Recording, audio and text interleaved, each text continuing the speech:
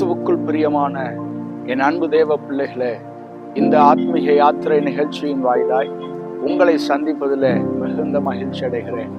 ஏசாயா 62 அதிகாரம் 3 வசனத்திலே, நீ கர்த்தருடைய கையில் அலங்காரமான கிரீடமும் ராஜ முடியுமாயிருப்பாய் என்று எழுதியிருக்கிறது.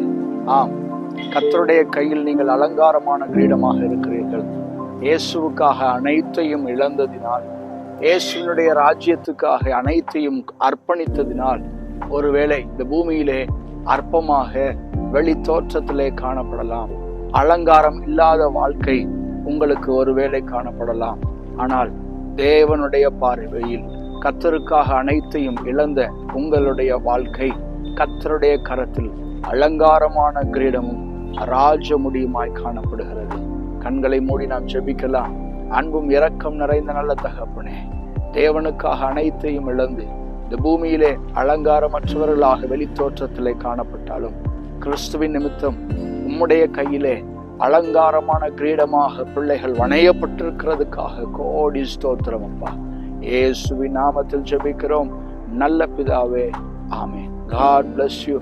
கர்த்தர் உங்களை ஆசீர்வதிப்பாராக. ஆமென்.